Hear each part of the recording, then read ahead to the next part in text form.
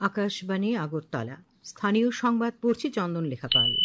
এখনকার বিশেষ বিশেষ খবর হলো, মুখ্যমন্ত্রী অধ্যাপক ড মানিক সাহা আজ দক্ষিণ জেলায় কয়েকটি প্রকল্পের উদ্বোধন ও ভিত্তিপ্রস্তর স্থাপন করেন। কেন্দ্রীয় সরকার ত্রিপুরা সহ আরও কয়েকটি রাজ্যে শত্রু সম্পত্তি ই নিলামের মাধ্যমে বিক্রির উদ্যোগ নিয়েছে। ভারত এবং ইউরোপীয় ইউনিয়ন আজ মুক্ত বাণিজ্য চুক্তি চূড়ান্ত করেছে। আগামীকাল সংসদের বাজেট অধিবেশন শুরু হচ্ছে। এবারে সংবাদ বিস্তারিত। মুখ্যমন্ত্রী অধ্যাপক ড মানিক সাহা আজ দক্ষিণ জেলার সাব্রুম মহকুমা হাসপাতালে নবনির্মিত ব্লাড সেন্টার ও ভার্চুয়াল মাধ্যমে পশ্চিম জলেফায় সমন্বিত আয়ুষ হাসপাতালের উদ্বোধন এবং সাব্রুমে অগ্নি নির্বাপক কেন্দ্রের ভিত্তিপ্রস্তর স্থাপন করেন। সমবায়মন্ত্রী শুক্লাচরণ নোয়াতিয়া, বিধায়ক মাইলা ফ্রুমক প্রমুখ অনুষ্ঠানে উপস্থিত ছিলেন। অনুষ্ঠানে মুখ্যমন্ত্রী বলেন, রাজ্যের স্বাস্থ্য পরিষেবার মান উন্নত হওয়ার ফলে রাজ্যের রোগীদের বাইরে যাওয়ার প্রবণতা কমে গেছে। কর্পোরেট স্টাইলে আগরতলায় সুপার স্পেশালিটি হাসপাতাল তৈরি করা হয়েছে। এখন পর্যন্ত রাজ্যে 5 জন রোগীর কিডনি প্রতিস্থাপন করা হয়েছে। কিডনি দাতা গ্রহীতা সকলেই ভালো আছেন। এদিকে সাব্রুম মহকুমা হাসপাতালে আয়োজিত রক্তদান শিবিরে 35 জন রক্তদাতা স্বেচ্ছায় রক্তদান করেন। মুখ্যমন্ত্রী আজ জোলাইবাড়ির উত্তর হিচাছড়া এবং সাব্রুম বিধানসভার শ্যামসিং স্কুল মাঠে দুটি দলীয় সভায় বক্তব্য রাখেন। কেন্দ্রীয় সরকার ত্রিপুরা, উত্তরপ্রদেশ, বিহার, আন্দামান নিকোবর দ্বীপপুঞ্জের পোর্ট ব্লেয়ারের 32টি শত্রু সম্পত্তি ই নিলামের মাধ্যমে বিক্রির উদ্যোগ নিয়েছে। এই ই নিলাম আগামীকাল অর্থাৎ 28শে জানুয়ারি কেন্দ্রীয় সরকারের রাষ্ট্রায়ত্ত সংস্থা এমএসটিসির প্ল্যাটফর্মে অনুষ্ঠিত হবে। ত্রিপুরার ক্ষেত্রে 4টি স্থানে ই নিলামের সম্পত্তি রয়েছে। পশ্চিম জেলায় উত্তর চাম্পামুড়া, বৃদ্ধিনগর ও জয়নগরে। এই ই নিলাম সম্পর্কে বিস্তারিত জানিয়েছেন স্বরাষ্ট্রমন্ত্রকের অধিকর্তা V Satyanarayan Nair. Custodian of enemy property for India under Ministry of Home Affairs will conduct an e-auction of 32 enemy properties located in the state of Uttar Pradesh, Bihar, Tripura, as well as Andaman and Nicobar Islands. The auction will be done through MSTC e-auction platform on 28th of January 2026. Out of these properties, 4 properties are located in Tripura. The properties are spread across Assam Agartala Road in the villages of Uttar Chappampura, Vidyanagar and Jayanagar, and in the tehsil of Jirania, Khairpur and Purba Barjala for the district of West Tripura. বিকশিত ভারত জি রামজি 125 দিন গ্রামীণ রোজগারের নতুন গ্যারান্টির জন্য প্রধানমন্ত্রী নরেন্দ্র মোদীকে অভিনন্দন জানিয়ে আজ গোমতী জেলাভিত্তিক এক আলোচনা সভা অনুষ্ঠিত হয়।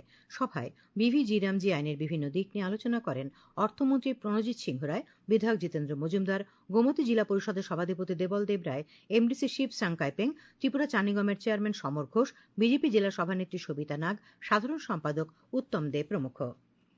সাংসদ রাজীব ভট্টাচার্য আজ আগরতলা পুর নিগমের পূর্বজনের অন্তর্গত ধলেশ্বর দেবেন্দ্র রোডে প্রায় 58 লক্ষ টাকা ব্যয়ে পার্ক নির্মাণের ভূমিপূজন এবং ভিত্তিপ্রস্তর স্থাপন অনুষ্ঠানে অংশগ্রহণ করেন। উপস্থিত ছিলেন আগরতলার পুর মেয়র, বিধায়ক দীপক মজুমদার সহ অন্যান্য বিশিষ্ট ব্যক্তিরা। সাংসদ শ্রী ভট্টাচার্য বলেন, এই উদ্যোগ স্থানীয় জনগণের পাশাপাশি শিশুদের জন্য নিরাপদ খেলাধুলা এবং আনন্দের একটি সুন্দর পরিসর গড়ে তুলবে। একই সঙ্গে বিনোদন ও সামাজিক মিলন মেলার কেন্দ্র হিসেবে এলাকাটিকে আরও সুন্দর এবং প্রাণবন্ত করে তুলবে। তিনি বলেন যে কেন্দ্রীয় এবং রাজ্য সরকার উভয়ই জনগণের কল্যাণে অক্লান্ত পরিশ্রম করছে। ত্রিপুরা উপজাতি গণমুক্তি পরিষদের সাধারণ সম্পাদক রাধাচরণ দেববর্মা আজ এক সাংবাদিক সম্মেলনে জানিয়েছেন, আগামী 29 ও 30 জানুয়ারি উপজাতি গণমুক্তি পরিষদের 23তম কেন্দ্রীয় সম্মেলন আগরতলা টাউন হলে অনুষ্ঠিত হবে। সম্মেলন উপলক্ষে 29 জানুয়ারি আগরতলা রবীন্দ্র শতবার্ষিকী ভবনের সামনে প্রকাশ্য সমাবেশ হবে। আরও জানানো হয়, সিপিআইএম পলিট ব্যুরোর সদস্য বৃন্দা কারাত সমাবেশে উপস্থিত থাকবেন। সপ্তাহে 5 দিন কাজের দাবিতে ইউনাইটেড ফোরাম অব ব্যাংক ইউনিয়ন্সের ডাকে আজ রাজ্যেও ধর্মঘট পালন করছেন রাষ্ট্রায়ত্ত ব্যাংকের কর্মচারীরা। ইউনাইটেড ফোরাম অব ব্যাংক ইউনিয়ন্সের অন্তর্ভুক্ত 9টি ইউনিয়ন এবং অ্যাসোসিয়েশনের পক্ষ থেকে 26 জানুয়ারি মধ্যরাত থেকে আজ মধ্যরাত পর্যন্ত দেশ জুড়ে ব্যাংক ধর্মঘট পালনের সিদ্ধান্ত নেওয়া হয়। ইন্ডিয়ান ব্যাংকস অ্যাসোসিয়েশনের সঙ্গে স্বাক্ষরিত সমঝোতা অনুযায়ী ব্যাংকিং ক্ষেত্রে 5 দিনের কর্মসপ্তাহ চালু করা এবং বাকি শনিবারগুলিকে ব্যাংক ছুটি ঘোষণা সহ একাধিক দাবিতে এই ধর্মঘট ডাকা হয়েছে। ব্যাংক ধর্মঘট চললেও এটিএম এবং অনলাইন ব্যাংকিং পরিষেবা চালু রয়েছে। সিআরপিএফ এর 124 নম্বর ব্যাটালিয়নের উদ্যোগে আজ পশ্চিম জেলার হেজামারার কাম্বুছড়া এসবি স্কুল মাঠে সিভিক অ্যাকশন অনুষ্ঠানে বিভিন্ন স্কুলের শিক্ষার্থীদের হাতে শিক্ষামূলক সামগ্রী সহ যুবকদের খেলাধুলোর সামগ্রী দেওয়া হয়। সিআরপিএফ এর কমান্ড্যান্ট রবিশ কুমার বলেন, শান্তি শৃঙ্খলা রক্ষার পাশাপাশি সামাজিক দায়িত্ব হিসেবে এলাকার জনগণের সাংস্কৃতিক, মানসিক এবং দৈহিক বিকাশে বাহিনী বিশেষ ভূমিকা রাখে। অনুষ্ঠানে উপস্থিত ছিলেন সিআরপিএফ এর আগরতলা অঞ্চলের ডিআইজি হেনজাং, মোহনপুর মহকুমার এসডিপিও সব্যসাচী দেবনাথ, হেজামারার জহর নবোদয় বিদ্যালয়ের অধ্যক্ষ শঙ্কর কাটারিয়া প্রমুখ। খবর প্রচারিত হচ্ছে আকাশবাণীর আগরতলা কেন্দ্র থেকে। আকাশবাণীর সংবাদের আপডেট পেতে লগ ইন করুন www.newsonair.com এবং নিউজ অন এয়ার অ্যাপ এবং টুইটার ও ফেসবুক প্ল্যাটফর্মে এআইআর নিউজ অ্যালার্টসে। ইউটিউবে লক্ষ্য রাখুন নিউজ অন এয়ার অফিসিয়ালে। আকাশবাণী আগরতলা সংবাদের আপডেট পেতে দেখুন টুইটার বা এক্স হ্যান্ডেলে আকাশবাণী নিউজ আগরতলা, ফেসবুকে এআইআর নিউজ আগরতলা এবং ইউটিউবে আকাশবাণী নিউজ আগরতলা। ভারত এবং ইউরোপীয় ইউনিয়ন আজ মুক্ত বাণিজ্য চুক্তি চূড়ান্ত করেছে। নতুন দিল্লিতে প্রধানমন্ত্রী নরেন্দ্র মোদী, ইউরোপীয় কাউন্সিলের সভাপতি আন্তোনিও কস্টা এবং ইউরোপীয় কমিশনের সভাপতি উর্সুলা ভন ডের লিয়েনের মধ্যে একটি প্রতিনিধি পর্যায়ের আলোচনা অনুষ্ঠিত হয়। ভারত এবং ইউরোপীয় ইউনিয়ন আজ বাণিজ্য, নিরাপত্তা, প্রতিরক্ষা অংশীদারিত্ব, গতিশীলতা, দুর্যোগ ঝুঁকি ব্যবস্থাপনা এবং সবুজ হাইড্রোজেনের ক্ষেত্র সহ 7টি চুক্তি বিনিময় করেছে। অনুষ্ঠানে প্রধানমন্ত্রী বলেন, ভারত ও ইউরোপীয় ইউনিয়নের সম্পর্ক আরও জোরদার হয়েছে এবং সম্পর্ক নতুন উচ্চতায় পৌঁছেছে। প্রধানমন্ত্রী বলেন, ভারত আজ 27টি দেশের ইউরোপীয় ইউনিয়নের সঙ্গে তার বৃহত্তম মুক্ত বাণিজ্য চুক্তি স্বাক্ষর করেছে। তিনি বলেন, এটি বিনিয়োগ বৃদ্ধি করবে, নতুন উদ্ভাবনী অংশীদারিত্ব তৈরি করবে এবং বিশ্ব পর্যায়ে সরবরাহ শৃঙ্খলকে শক্তিশালী করবে। भारत और यूरोपियन यूनियन के बीच एक बहुत बड़ा एग्रीमेंट हुआ है। दुनिया में लोग इसकी चर्चा मदर ऑफ ऑल डील्स के रूप में कर रहे हैं। ये समझौता भारत के 140 करोड़ लोगों और यूरोपीय देशों के करोड़ों लोगों के लिए बहुत बड़े अवसर लेकर आया है। ये समझौता ग्लोबल जीडीपी के करीब 25% और ग्लोबल ट्रेड के करीब 1/3 हिस्से को रिप्रेजेंट करता है। তার আগে প্রধানমন্ত্রী নরেন্দ্র মোদী এবং ইউরোপীয় কমিশনের সভাপতি উর্সুলা ভন ডের লেয়েন এই চুক্তিকে সকল চুক্তির মাতা হিসেবে অভিহিত করেছেন। ইউরোপীয় কাউন্সিলের সভাপতি আন্তোনিও কস্টা এই চুক্তি স্বাক্ষরকে একটি ঐতিহাসিক মুহূর্ত বলে অভিহিত করেছেন। তিনি বলেন, ইউরোপীয় ইউনিয়ন এবং ভারত উভয়ই একটি নতুন অধ্যায় শুরু করছে। ইউরোপীয় কমিশনের সভাপতি উর্সুলা ভন ডের লেয়েন প্রধানমন্ত্রী নরেন্দ্র মোদীকে ব্যতিক্রমী আতিথেয়তার জন্য ধন্যবাদ জানান। তিনি বলেন, প্রজাতন্ত্র দিবসের কুচকাওয়াজে প্রধান অতিথি হতে পারাটা সম্মানের। তিনি বলেন, ভারত উত্থিত হয়েছে এবং ইউরোপ এতে সত্যিই আনন্দিত।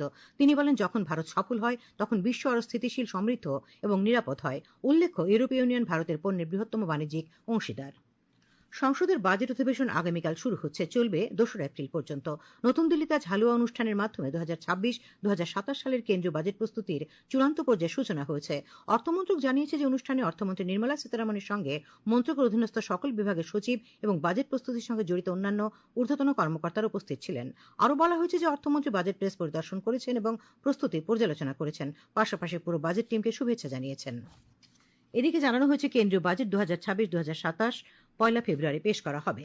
সংসদের বাজেট অধিবেশনের আগে আজ সংসদ ভবন কমপ্লেক্সে কেন্দ্রীয় প্রতিরক্ষা মন্ত্রী রাজনাথ সিং এর সভাপতিত্বে সর্বদলীয় বৈঠক অনুষ্ঠিত হয়।